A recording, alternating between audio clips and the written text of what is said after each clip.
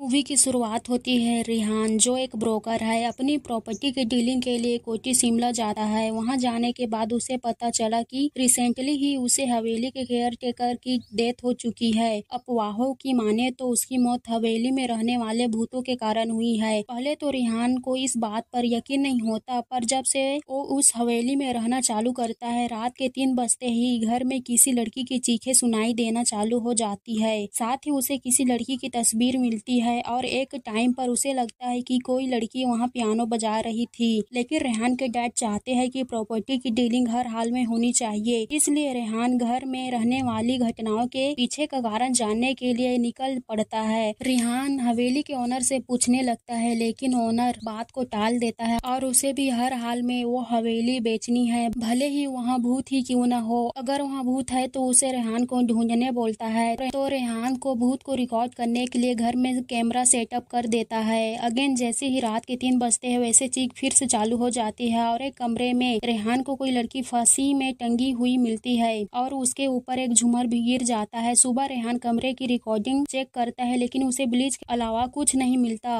तभी उसके घर से कोई माचिस उड़ा कर भागने लगता है और रेहान भी उसके पीछे चला जाता है। उस आदमी का कहना था कि उसने चोरी तो बस रेहान को उसे घर से दूर लाने के लिए की थी, वरना उस घर में कोई ऐसा है जो उसकी बातें सुन लेता।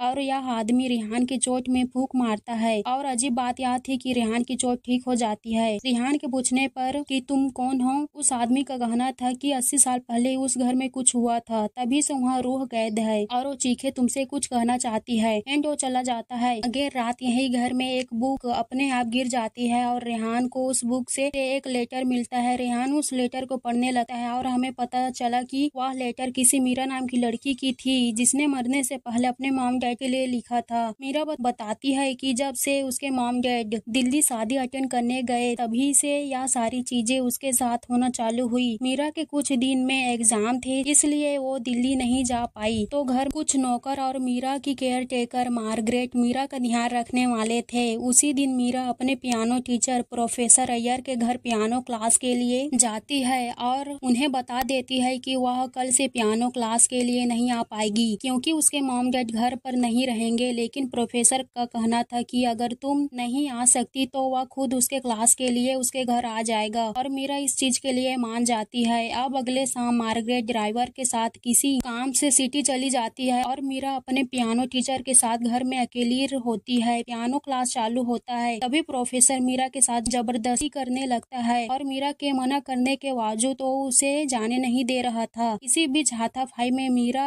एक बड़े से लैंप से अय्यर का सर पर वार कर देती है, जिससे उसका सर बुरी तरह से फट जाता है और वहीं प्रोफेसर मर जाता है। मार्गरेट घर आती है और पुलिस को इन्फॉर्म करती है। पुलिस आकर अपना छानबीन करती है और उन्हें अय्यर के घर में मीरा का एक स्कार्फ और कुछ वर्गल स्केच मिलती है, यानी प्रोफेसर मीरा से ऑब्सेस था। इसी रात मीरा को सपना में अय्यर दिखता है, जो मीरा को यह धमकी देता है कि जो काम वो जीते जी नहीं कर पाया वह मरने के बाद जरूर करेगा। मीरा डर जाती है और यह बात मार्गरेट को बताती है। मार्गरेट ने अभी तक उसके मॉम डैड को इन्फॉर्म नहीं किया था। अब वो एक नौकर को दिल्ली के पास टेलीग्राम करने भेज देती है, लेकिन अगले ही पल में उसे नौकर का सर हमें गेट पर टंगा हुआ मिलता है, यानी अय्यर सच कह रहा था और उसी ने नौकर को मारा है। मार्गरेट मीरा के साथ घर से बाहर जाने की सोचती है, लेकिन उसका ड्राइवर भी मर चुका था, इसलिए अब वो दोनों अपने ही घर में कैद हो चुके थे क्योंकि अय्यर मीरा को किसी भी हालत में बाहर जाने नहीं देगा। मीरा मार्गरेट के पास सो रही होती है, बट उठने पर उसे मार्गरेट अपने पास नहीं मिलती। उसे वॉशरूम से किसी की आवाजें सुनाई देने लगती है, जहां जाकर देखने पर मीरा को एक बॉक्स में मार्गरेट का कटा हुआ सर मिलता है। तभी अय्यर की आत्मा मीरा पर हमला कर देती है और उसके कपड़े फाड़ने लगती है। मीरा खुद को बचाने की बहुत कोशिश करती है, बट अपने आप को बचा नहीं पाती और अय्यर मीरा को अपने हवस का शिकार बना लेता है। उसकी आत्मा मीरा को घर से जाने नहीं देती और हर रात मीरा के साथ गलत काम करता है। अब ये सब मीरा के सहन से बाहर हो जाता है और वह अपने मॉम डैड के लिए एक लेटर लिखकर खुद को मार देती है। लेकिन आज भी मीरा को उस आत्मा से मुक्ति नहीं मिली थी। 80 साल के बाद भी वो मीरा की आत्मा को हर रात परेशान किया करता है, जिसके चीखे आज भी इस घर में सुनाई देती है। रेहान मीरा की लेटर पढ़ के बहुत ज्यादा इमोशनल हो जाता है और वह मीरा को इस दर्द से फ्री करना चाहता था, इसलिए रेहान वहीं के एक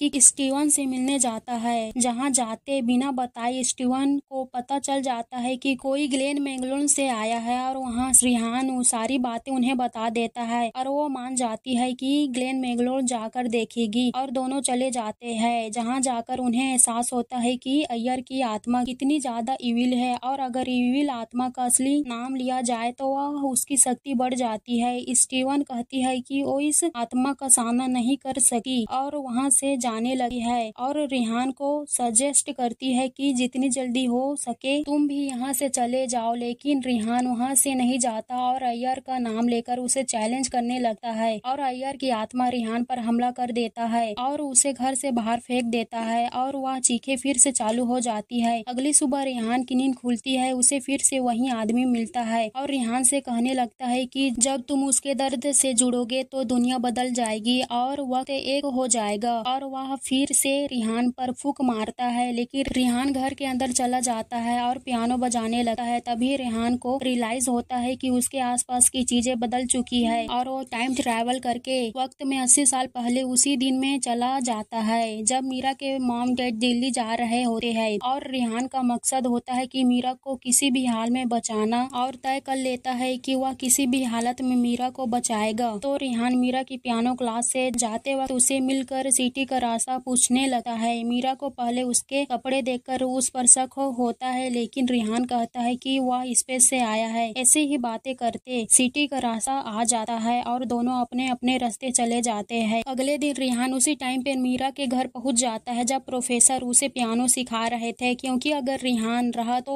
वो अय्यर मीरा के साथ कुछ करेगा ही नहीं और मीरा उसे मारेगी ही नहीं। तो रिहान का प्लान अच्छा था, लेकिन अय्यर रिहान को से बाहर भेज देता है और अचानक उसके पीछे से उसके सर पर वार कर देता है और मीरा के साथ जबरदस्ती करने लगता है। रिहान के सर पर चोट लगी थी इसलिए वो उस जगह से उठ नहीं पा रहा था और इस बीच मीरा अपने बचाव में प्रोफेसर को मार देती है। रिहान की आंखें हॉस्पिटल में खुलती है जहाँ मीरा उससे मिलने आई थी। रिहान उसे बताने की कोशिश करता है कि अय्यर अभी भी तुम्हारे पीछे पड़ा है, बट मीरा को उस टाइम पर यह सब कुछ समझ नहीं आता। रात में रिहान को हॉस्पिटल में अय्यर की आत्मा वार्निंग देता है कि उसे पता है कि रिहान 80 साल बाद से यहाँ मीरा को बचाने आया है, लेकिन वो मीरा को क्या उसके नौकर को भी नहीं बचा पाएगा। यह सुनते ही रिहान सीधा मीरा के घर भागता है, लेकिन नौकर मारा जा चुका था। रिहान किसी तरह मीरा और मार्गरेट को कन्विंस करने की कोशिश करता है कि वो वक्त से पीछे आया है और उसे सब कुछ पता है, बट मीरा उसे घर से निकाल देती है। हम देखते हैं कि मीरा और मार्गरेट फिर से रिहान से मिलने चले जाते हैं, जहाँ रिहान उसे बताता है कि उसने घर में आत्मा को महसूस किया था, इसलिए चुपके से मीरा को बोला कि उसे घर से बाहर निकाल दे ताकि अय्यर को उस पे शक न हो। रिहान लेटर्स के जरिए दोनों को बताने लगता है सिर्फ वो तीनों इस इविल आत्मा का सामना नहीं कर पाएंगे, इसलिए वो तीनों वहाँ के चर्च के लिए चले जाते हैं। जहाँ जाने के बाद फादर बताते हैं कि कुछ मील दूर दरगाह में एक बाबा रहते हैं जो इस तरह की आत्मा को डील करने में माहिर है। साथ में उन्हें सजेस्ट करते हैं कि इविल आत्मा हमेशा रात के 3 बजे सबसे ज्यादा पावरफुल होती है और दोपहर के 3 बजे सबसे ज्यादा कमजोर, तो उन्हें इस टाइम पर घर से निकलना होगा वरना वो इविल आत्मा उन्हें जाने नहीं देगी। अब दोपहर के 3 बजे घर से पैकिंग करके निकल जाते हैं। वह दरगाह बहुत दूर था इसलिए उनको जाते जाते रात हो जाता है, तो वो लोग एक लॉन्च में रुकने का प्लान करते हैं और इधर 3 बजते ही अय्यर की आत्मा घर में मीरा को ढूंढने लगती है और मीरा को नहीं मिलने पर और भी ज्यादा गुस्सा हो जाता है। तभी लॉन्च में मार्गरेट के लिए एक कॉल आता है और सामने से कोई अय्यर बोलता है और मार्गरेट भी अय्यर नाम दोहरा देती है। यह बोलते ही अय्यर की आत्मा मार्गरेट को पोजेस कर लेती है। अब मीरा को अजीब तरह से चाटने लगती है और फिर से उसके साथ जबरदस्ती करने लगता है। आवाज सुनकर वहाँ रिहान आता है पर एक बड़ा सा क्रॉस मार्गरेट के पीठ पर लगा देता है और मीरा को लेकर वहाँ से निकल जाता है। दोनों दरगाह तक पहुँच जाते हैं बट अय्यर उनके सामने ही आकर खड़ा हो जाता है और मीरा को ले जाने की कोशिश करता है। तभी रिहान मार्गरेट के पैर को पकड़कर दरगाह की चौखट में रख देता है और जिससे वो आत्मा तड़पने लगती है और वहाँ से दूर चली जाती है। अंदर जाकर रिहान को पता चलता है दरगाह के सूफी और कोई नहीं बल्कि वही आदमी है जो उसे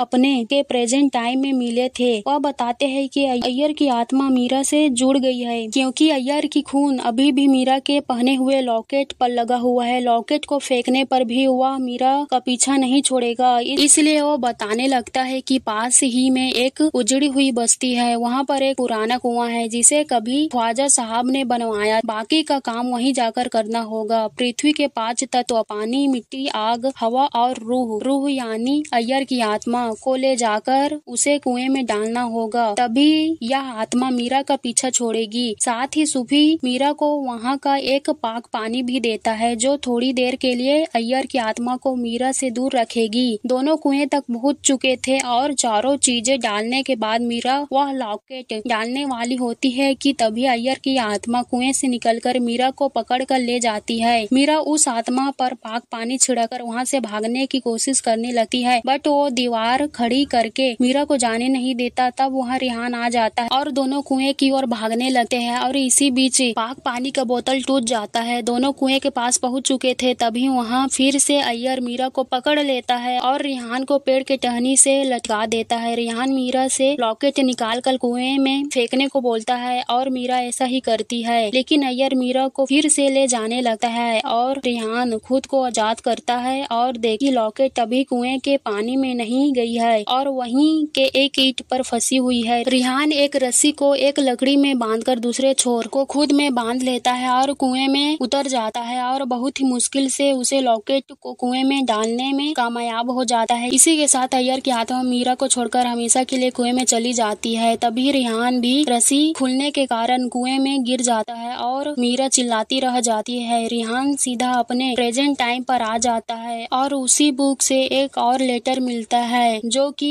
इस बार मीरा ने रिहान के लिए लिखा था। पता चलता है कि अब मीरा बिल्कुल ठीक है, बट वो खुश नहीं है। लेकिन मीरा को एक दिन एहसास हो जाता है कि यह लाइट रिहान से मिली है, इसलिए वो उसे दुखी होकर वेस्ट नहीं करेगी। इसलिए मीरा खुश रहने का इरादा कर लेती है और कुछ टाइम बाद उसने एक अच्छे आदमी के साथ शादी कर ली और उसका एक बेटा भी है जिसका नाम उसने रिहान के नाम पर रखा है। रिहान इमोशनल हो जाता है, पर वह मीरा के लिए खुश था कि अब इस घर में उसकी चीखें सुनाई नहीं देगी और इसी के साथ ये मूवी खत्म हो जाती है।